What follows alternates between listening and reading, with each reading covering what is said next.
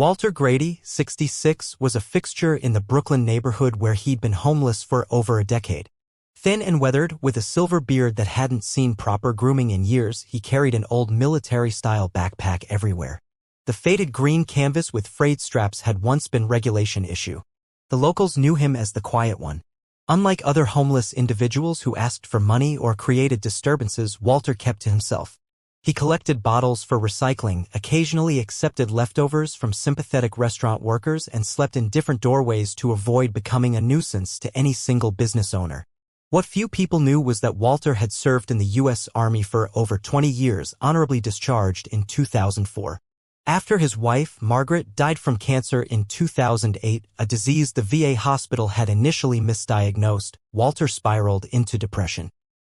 He rejected help from family, sold their modest apartment, gave the money to his wife's favorite charity, and disappeared into the anonymous streets of New York. Sometimes it's easier to be nobody than somebody who failed the person they love most, he once told a volunteer at a soup kitchen. On a brutally cold November afternoon, with temperatures dropping below freezing and snow threatening, Walter ducked into Morelli's corner market. He'd gone 3 days without eating, and his hands trembled as he slipped a day-old loaf of bread into his coat while Mr. Morelli was helping another customer. But Mr. Morelli had installed new security mirrors. "Hey, stop right there," he shouted, already reaching for the phone. "I'm calling the cops." Walter didn't run. He simply stood there, the bread still visible in his partially zipped jacket. "I just needed strength to live one more day," he said quietly. 2 patrol officers arrived within minutes. The younger one, Officer Jenkins, seemed uncomfortable as he placed handcuffs on the elderly man's thin wrists. "You really a vet?" Jenkins asked, noticing a dog tag chain around Walter's neck. "This ID is pretty worn out." Walter nodded. "I used to be someone useful. Not anymore." "Gotta take you in, sir," Jenkins said apologetically. "Store owner's pressing charges. Says you've been caught shoplifting before."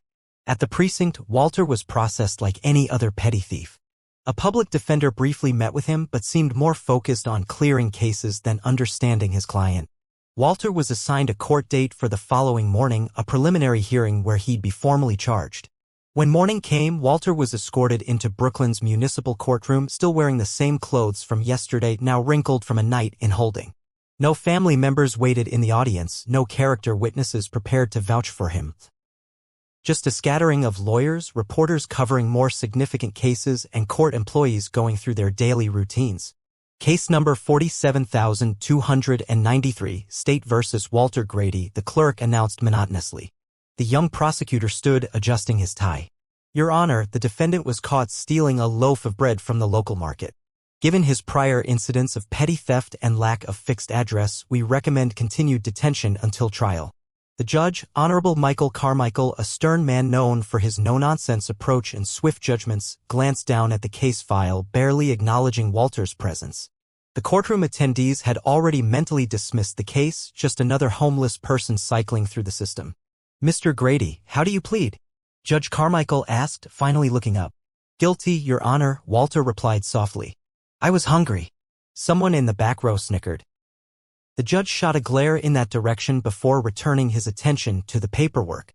"Walter Edward Grady, former Staff Sergeant, United States Army." Judge Carmichael's voice trailed off as he read the identification details. The courtroom fell silent as the judge's expression transformed. His hand, gripping the edge of the bench, turned white at the knuckles. He stared at Walter, then back at the file, then at Walter again. Without explanation, Judge Carmichael abruptly stood. The entire courtroom froze in confusion. Judges rarely stand during routine hearings. For several long seconds, he remained silent, his face a mask of controlled emotion. "Your Honor," the prosecutor ventured, uncertain what protocol applied when a judge suddenly stood without declaring a recess. "Court will take a 15-minute recess," Judge Carmichael announced, his voice uncharacteristically rough. "The defendant will remain." As the judge exited to his chambers, the courtroom erupted in whispers. Walter alone remained still, eyes fixed on the floor, either unaware or unconcerned about the unusual turn of events his name had just triggered. "What do you think about veterans serving their country only to end up on the streets?" Stay with us to discover what made the entire courtroom stand still. In his chambers, Judge Michael Carmichael pulled a worn photo from his desk drawer, a group of military personnel in desert fatigues standing before a medical tent in Iraq. His hands trembled slightly as he found himself in the picture, 20 years younger, serving as a field medic before pursuing law. And there, standing tall in the back row, was Walter Grady. The judge activated his computer and ran a search through the military database he still had access to from his work with Veteran Affairs. Walter Grady's service record appeared on screen, confirming what the judge already suspected. Staff Sergeant Walter Grady had served 3 tours, 2 in Iraq and 1 in Afghanistan. Working in logistics, ensuring supplies reached forward operating bases during the most dangerous phases of both conflicts. He'd received the Bronze Star for valor when his convoy was ambushed in 2003. Instead of seeking cover, Walter had driven a burning supply truck away from wounded personnel, sustaining injuries but saving 17 lives. The file contained a photograph that had once made the front page of the New York Times, Walter carrying an injured Afghan child to a medical helicopter during a humanitarian mission. That image had briefly made him a symbol of American compassion amid warfare before public attention shifted elsewhere. But what truly caught the judge's attention was a mission report from July 2003, classified until recently.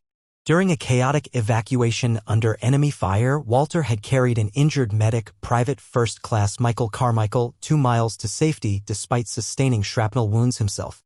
"My God," the judge whispered. "It's him." Judge Carmichael had spent years trying to locate the man who saved his life, but Walter had disappeared into civilian life, leaving no forwarding address after his discharge. The judge had never even known his rescuer's full name, just Grady, shouted across the chaos of battle. While the judge processed this discovery, Walter sat alone in the courtroom, ignored by the bailiff who checked his phone during the recess. For 15 years, Walter had lived on society's margins, invisible to the system he once served. After his wife died, Walter had spiraled into profound grief, compounded by untreated PTSD. The VA hospital's misdiagnosis of Margaret's cancer had destroyed his faith in the system. When she passed, he'd walked away from everything: his benefits, his pension, his identity. He couldn't bear the bureaucracy that had failed the person he loved most. For years, local residents had treated him as a nuisance. Teenagers occasionally threw food at him for amusement, shop owners hosed down sidewalks where he slept, and police moved him along when residents complained. Even other homeless individuals kept their distance from the quiet man who sometimes woke screaming from nightmares. Walter survived by collecting bottles and cans, earning just enough to buy cough medicine when the winter cold settled in his lungs. He never panhandled, never asked for help. His military training had instilled self-reliance that persisted even as his circumstances deteriorated. On his darkest days, Walter would take out the photo of Margaret he kept wrapped in plastic, protected from the elements. "Almost there, Maggie," he would whisper, just holding on a little longer. Back in his chambers, Judge Carmichael made a series of urgent phone calls. First, to the VA office requesting immediate verification of Walter's service record. Then, to James Mason, now a colonel, who had served alongside both men years ago. "Mason, it's Michael Carmichael. I found him, the man who pulled me out at Fallujah. He's in my courtroom right now. Homeless. Charged with stealing bread." The silence on the other end spoke volumes before Mason responded. "I'm 3 hours away. Don't let him leave." The judge wrote a personal note on official letterhead. "Walter Grady is not an ordinary homeless man. He is a symbol of loyalty, forgotten by the country he served. Judicial ethics prevented him from dismissing the case outright based on personal connection, but nothing would stop him from ensuring justice took a different path than initially planned." As the recess neared its end, the judge's clerk noticed a document on her desk that hadn't been there before, the famous photograph of Walter with the Afghan child, and a handwritten note beneath it. "Some heroes never ask to be remembered." The clerk recognized the handwriting as Colonel Mason's from previous correspondence with the court on Veteran Affairs. The connection was becoming clear. Walter Grady wasn't just any defendant. He was someone whose actions had rippled through many lives, including those who now held power over his fate. When court resumed, Walter noticed the change immediately. The judge's demeanor had transformed, the professional detachment replaced by something Walter couldn't quite identify: respect, recollection. Before Walter could process this shift, the proceedings took an unexpected turn. In light of new information regarding the defendant's background, this court will postpone further proceedings pending a full investigation, Judge Carmichael announced. The defendant will be remanded to custody until tomorrow's hearing. The prosecutor looked confused but didn't object. Walter, accustomed to systems making decisions about him without explanation, simply nodded. As Walter was led away, Judge Carmichael added, "And see that Mr. Grady receives a proper meal and medical attention." That evening, a local news blog ran a skeptical headline, "Homeless man claims military hero status.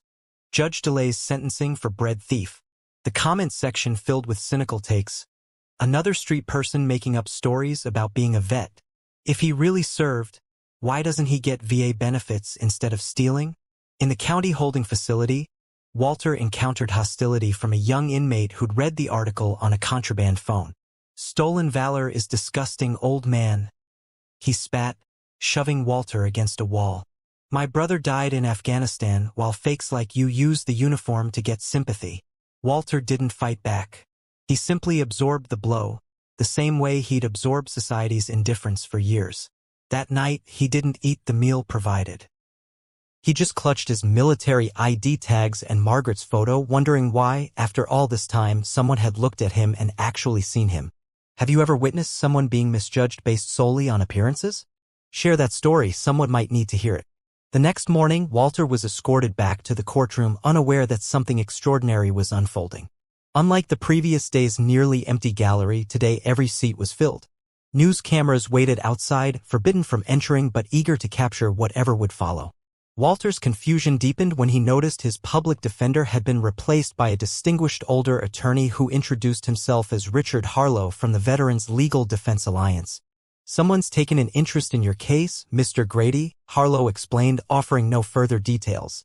As Walter took his seat at the defense table, he heard the courtroom doors open.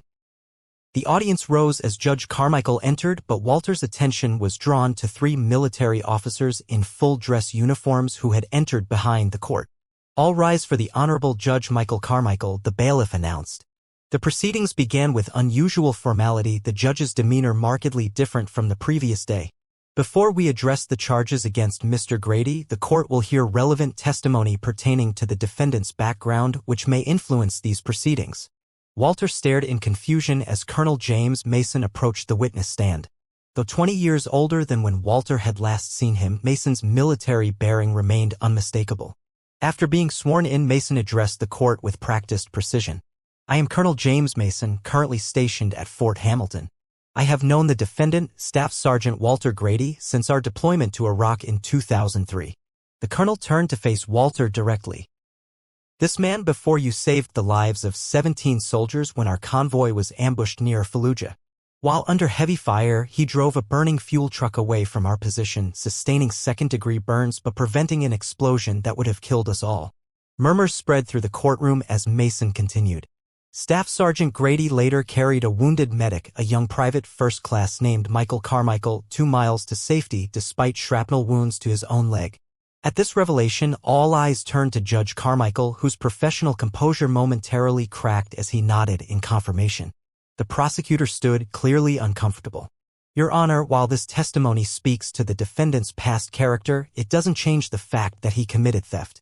"If I may continue," Colonel Mason interrupted. "After reviewing Mr. Grady's file, we've discovered a significant administrative error. Due to a system migration in 2008, Walter Grady's pension and benefits were erroneously terminated when he didn't respond to paperwork sent to an outdated address. He has been entitled to approximately $1,370 per month for the past 15 years, plus medical care for service-related injuries. That totals over $246,000 in unpaid benefits." The courtroom fell silent as the implication sank in. Walter himself looked stunned, his weathered hands gripping the table edge. "Furthermore," Mason added, producing a folder, "we have affidavits from 5 members of your old unit, all attesting to your character and service, including this letter from General Richards, who credits you with saving his son during that same ambush." Judge Carmichael addressed Walter directly for the first time. "Mr. Grady, would you please approach the bench?" As Walter stood uncertainly, the judge continued.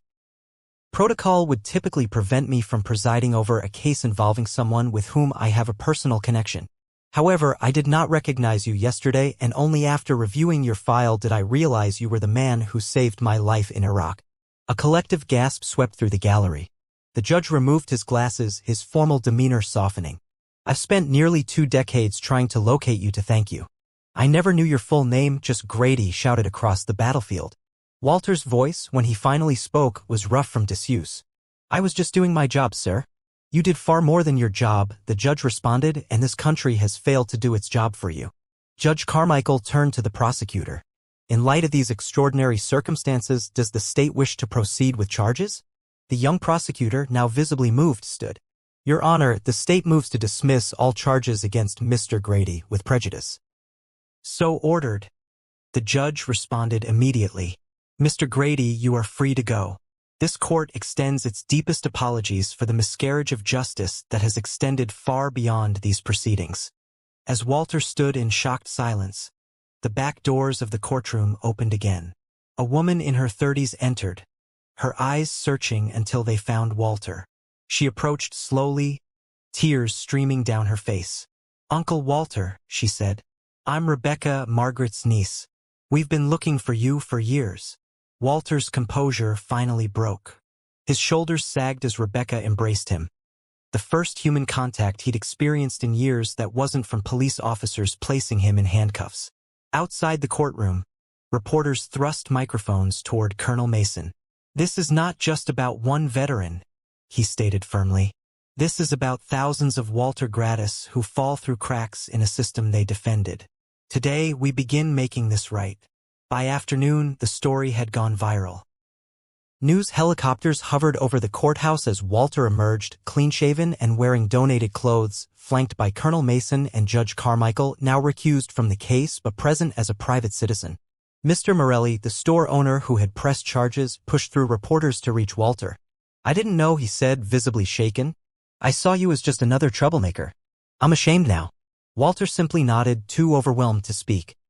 Within 48 hours, a veterans organization established a fund for Walter that quickly exceeded $200,000 in donations.